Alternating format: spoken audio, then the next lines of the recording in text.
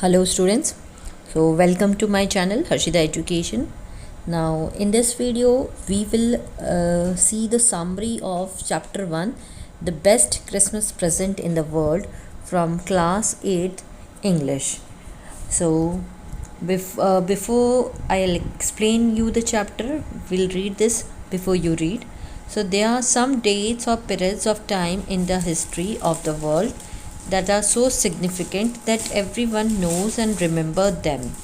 The story you will read mentions one such date and event, a war between the British and the Germans in 1914. So can you guess which war it was? So यहाँ पे आप देख सकते हैं कि यहाँ पे हमको कुछ डेट्स दी गई हैं या कुछ पीरियड्स बताए गए हैं, कुछ समय बताया गया है जो कि पास्ट के बारे में, हिस्ट्री के बारे में है, पूरे संसार के बारे में। तो ये क्यों इम्पॉर्टेंट है, क्या सिग्निफिकेंट रोल है इनका कि इन डेट्स को, इस समय को सभी लोग जानते हैं, याद रखते हैं। सो यहाँ पे ये जो स्टोरी है, जो the best Christmas present in the world, ये एक स्टोरी है जिसे हम रीड जब हम करेंगे तो इसमें भी काफ़ी सारी जो डेट्स हैं, जो इवेंट्स हैं, जो घटनाएं घटी हैं उसके बारे में इसमें बताया है। जो एक युद्ध हुआ था ब्रिटिश और जर्मन्स के बीच में 1914 में, तो उसके बारे में इस चैप्टर में बताया गया है। तो आपसे ये पूछा है कि आप इसको गेस कर सकते हैं कि कौन सा वॉर था। तो ये वर्ल्ड वॉर 1 के बारे में चर्चा हो रही है यहाँ पर। So will move to further now. This chapter is divided into 3 parts, so I'll explain you first the first part. so यहाँ पे जो लेखक हैं जिनका नाम है माइकल मोरफेगो, तो ये क्या कर रहे हैं, जो लेखक हैं वो ब्रिडपोर्ट में एक कबाड़ी की दुकान पर जाते हैं, ठीक है। और जब वो कबाड़ी की दुकान पे जाते हैं तो उनको वहाँ जाने के बाद एक टेबल दिखाई देता है, तो जिसका जो ऊपर का जो हिस्सा है वो पूरी तरह से खिसक गया होता है, मतलब परफेक्ट कंडीशन में नहीं होता है। और ये काफ़ी पुरानी जो ओक की लकड़ी होती है उससे बना होता है, और ये इसकी जो कंडीशन होती है बहुत ही बुरी कंडीशन में होती है। तो उस पर एक और जलने के काफ़ी सारे दाग होते हैं, लेकिन वो काफ़ी सस्ती होती है, इसलिए लेखक जो होते हैं, जो राइटर है, वो उसे ख़रीद कर ले आते हैं और उसकी मरम्मत करने का सोचते हैं कि भाई मैं इसको ख़रीद लेता हूँ और फिर मैं इसकी मरम्मत कर लूँगा। और वो ये सोचते हैं कि ये जो काम है वो क्रिसमस से पहले मैं शुरू कर दूँगा, क्रिसमस तक मैं इस जो टेबल है उसको एकदम परफेक्ट तैयार कर दूँगा। तो जो लेखक हैं उन्होंने जैसे ही जो मेज़ का जो ऊपरी भाग है उसको हटाया, तो उन्होंने क्या देखा कि उन्होंने जो ड्रॉर्स थे उसको खोलने की कोशिश की, काफ़ी मतलब ज़ोर लगाया, बाहर खींचने का उन्होंने पूरी कोशिश करी।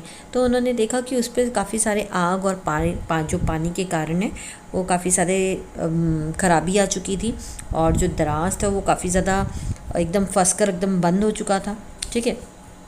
तो लेखक ने उस पर अपना एकदम ज़ोरदार मुक्का मारा और उसे बाहर खींचा। उसने एक गुप्त दराज उसमें नीचे देखी, उसने क्या किया, उसमें रखा हुआ एक छोटा सा टिन का काला डब्बा निकाला जिस पे लिखा था जिम का अंतिम पत्र, जिसे 25 जनवरी 1915 को मतलब लिया गया था, प्राप्त हुआ था वो। तो जो लेटर था उसे लेखक ने उसमें ऐसी, मतलब ये जो लेटर लिखा गया था तो उस लिखने वाले इंसान ने अपनी उसमें ऐसी इच्छा व्यक्त की थी कि इस लेटर को उसकी कब्र में दफना दिया जाए, ठीक है। तो ये जो लेखक होता है ये काफ़ी ज़्यादा उत्सुकता, मतलब क्यूरियस होता है, तो उसने क्यूरियस होकर वो जो डब्बा था उसको खोल दिया। तो उनको डब्बा खोलने के बाद क्या हुआ, अंदर एक लिफाफा मिला, उस पर पता लिखा हुआ था, एक एड्रेस लिखा हुआ था। तो एड्रेस क्या लिखा था, Mrs Jim McPherson, 12 copper bridges, Bridport, Dorset. और जो लेटर था उसमें तारीख थी 26 दिसंबर 1914 की। तो यहाँ पे आप देख सकते हो ये इस तरह से उसको ये ड्रॉर वगैरह मिलता है, और ये जो डेट है वो भी दी है। अब यहाँ पे हम सेकंड पार्ट में आ जाते हैं, सेकंड पार्ट में देखते हैं। तो इस लेटर को जिम ने अपनी पत्नी कोनी को लिखा था। वो एक सोल्जर था, यानी कि सैनिक था, और जो फर्स्ट वर्ल्ड वॉर था फर्स्ट वर्ल्ड वॉर में वो जर्मनी के अगेंस्ट लड़ रहे थे। तो जिम ने लिखा था कि वो बहुत ज़्यादा खुश था क्योंकि एक हैरान कर देने वाली घटना यहाँ पर घटी थी। यहाँ पे आप देख सकते हैं। तो अब ऐसी हैरान कर देने वाली घटना कौन सी घटी थी? तो खाली पड़े बीच के स्थान के दोनों ओर, मतलब जब ये युद्ध हो रहा था तो दोनों तरफ पे सोल्जर्स थे और जो बीच की जो जगह थी वो खाली था। तो ये जो खाली पड़े बीच के स्थान के दोनों ओर सैनिकों ने खाइयों में अपना छिपने का एक जगह बना के रखी थी। और क्रिसमस की सुबह थी, और कैसी सुबह थी? एकदम ठंडी थी, मज़ा आ रहा था, ऐसी सुबह थी। तो जिम ने जर्मन सैनिकों को देखा कि वो लोग एक सफ़ेद झंडा लहरा रहे हैं। वे अंग्रेज़ सिपाहियों को क्रिसमस की शुभकामनाएं दे रहे थे। मतलब देखो, यहाँ पे एक युद्ध भी हो रहा है, मतलब एक वॉर चल रहा है, लेकिन फिर भी जो अपोजिट पार्टीज़ हैं वो क्या कर रहे हैं एक दूसरे को, क्योंकि क्रिसमस का मौसम है तो क्रिसमस के समय, जो क्रिसमस के फेस्टिवल के दौरान वो अपना ये झंडा लहरा कर क्या कर रहे हैं, उनको शुभकामना दे रहे हैं। ठीक है, तो अंग्रेज़ सैनिकों ने भी उसी प्रकार से उनको वापस से शुभकामना दी। दुश्मन द्वारा मित्रों की तरह इस तरह से एक दूसरे को ये जो शुभकामना दे रहे थे, तो ये देने में बड़ा आश्चर्य लग रहा था, परंतु ये एकदम सत्य था, मतलब एकदम सही बात थी, इसमें कोई भी चालबाजी नहीं थी। अंग्रेज़ सैनिक भी बदले में उनका अभिवादन कर रहे थे। मतलब एक ने अगर वाइट कलर का ये जो झंडा था वो लहराया और उनको शुभकामना दे रहे थे, तो दूसरा जो वॉर की पार्टी थी वो लोग भी इसी तरह से कर रहे थे। ठीक है, तो नायक ने कहा, हम लोग तुम्हारे साथ मिलकर त्यौहार मनाना चाहते हैं। तो जिम जो था वो एक हाई ऑफिसर था। उसने अपने सैनिकों को जर्मन सैनिकों के साथ हाथ मिलाने की परमिशन दी थी। काले कोट और जो खाकी वर्दी वाले जो थे, उनके बीच के खाली वाली जो जगह थे वो सब लोग वहाँ पे मिले और युद्ध के दौरान वे सभी शांति का पाठ पढ़ रहे थे। सबसे पहले आने वाले जर्मन सैनिक का नाम था हंस वोल्फ। सेना में भर्ती होने से पूर्व एक जो म्यूजिशियन होते हैं, वो आप कह सकते हो म्यूजिशियन थे। ठीक है, और म्यूजिशियन जो दल था उसके सबसे वो आगे आए थे। तो और वो एकल यंत्र बजाया करते थे। एकल यंत्र मतलब अकेले खड़े होकर वो इस इंस्ट्रूमेंट को बजाते थे। तो जिम डॉर्सेट के एक स्कूल में शिक्षक था। हंस ने झूठ बोला कि वो डॉर्सेट से भली भांति परिचित है। वास्तव में उसने एक स्थान के बारे में हार्डी के जो नॉवल है, जो far from the madding crowd, उसमें इसके बारे में पढ़ा था। ठीक है, तो परस्पर मतलब ये एक दूसरे के विरोधी कैंप के सैनिकों में धूम्रपान किया, मतलब वो लोग ये जो स्मोकिंग वगैरह वो लोग कर रहे थे। फिर काफ़ी ज़्यादा मज़ा उठा रहे थे, मदिरा पान कर रहे थे। मदिरा मतलब ये जो लिकर वगैरह होता है वो सब वो कर रहे थे, और काफ़ी ज़्यादा वो खाना वगैरह खा रहे थे, मतलब एंजॉय कर रहे थे इन शॉर्ट। तो हंस जो था वो बोला, मुझे तुम्हारे केक पर लगा मीठा मक्खन बहुत ज़्यादा अच्छा लगा, बहुत ही टेस्टी लगा। तो जिम ने पत्र में लिखा था कि उसने इस प्रकार की क्रिसमस पार्टी न कभी देखी और न ऐसी उसने कभी भी उसने इमेजिन की थी कि कभी एक युद्ध के मैदान पे क्या कभी इस तरह से हो सकता है। तो इस तरह से एक बहुत ही जो घटना कभी घटी नहीं, इस तरह की घटना घटी थी। ठीक है, उन्होंने फुटबॉल भी खेला।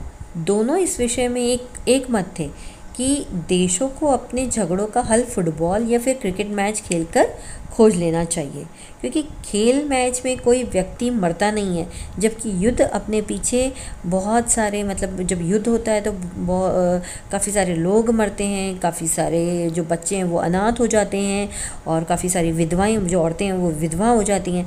तो ये जो युद्ध है ये अपने पीछे अनाथों और विधवाओं को छोड़ जाता है।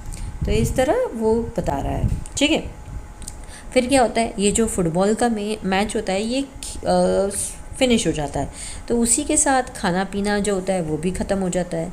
तो जिम ने हंस को बोला कि उन्हें उम्मीद है कि अगले क्रिसमस तक जैसे ही युद्ध एकदम विराम होगा, मतलब एक उसमें एक पॉज लगेगा, तो हम लोग अपने परिवार के पास हम सभी पहुंच जाएंगे।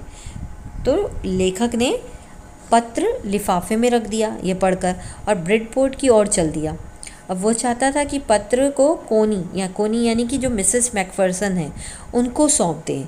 कोनी अब 101 साल की हो चुकी थी। उसके घर में आग लग गई थी पर उसे बचा लिया गया था। तो अब वो कहाँ पे थी, वो एक जो बोलते हैं ना सुधार गृह, तो वो एक सुधार गृह में थी। सुधार मतलब जब किसी का कोई लाइक फैमिली मेम्बर नहीं बचता है तो उसको एक ऐसे घर में रखते हैं। ठीक है, अब देखो यहाँ पे आप देख सकते हैं, हम यहाँ पे ये वाला पोर्शन हो गया, हम थर्ड पार्ट में हैं। तो लेखक ने उसे शुभ क्रिसमस यानी कि जो मैरी क्रिसमस है इस तरह से बोला और फिर उसको ये जो लेटर था वो दे दिया। तो उस औरत ने तुरंत अपने पति के अक्षरों को पहचान लिया और वो बहुत ज़्यादा खुश हो गई। उसने लेखक को ही गलती से अपना पति जिम समझ लिया, जो मतलब प्रॉमिस के हिसाब से क्रिसमस पर घर लौटने वाला था। तो उसने लेखक को चूमा और उसी से पत्र पढ़कर सुनाने को कहा। वह तो अपने पति की आवाज़ सुनना चाहती थी, तो वो बोली कि वह यानी कि जो जिम है वो स्वयं ही उसके लिए सबसे बड़ा क्रिसमस का उपहार है, यानी कि एक गिफ्ट है। तो इस तरह से ये जो चैप्टर है इसमें जो best Christmas present in the world, मतलब क्रिसमस का सबसे अच्छा उपहार क्या है, एक पत्नी के लिए क्या हो सकता है कि उसका पति वापस से घर लौट आए। तो यहाँ पर जो बेस्ट क्रिसमस प्रेजेंट है वो उसके पति को बताया गया है। जो समरी है वो अच्छे से समझ आई होगी। मैंने इस वीडियो में आपको बहुत ही शॉर्ट में आपको बताया है कि किस इसकी स्टोरी क्या है। Thank you.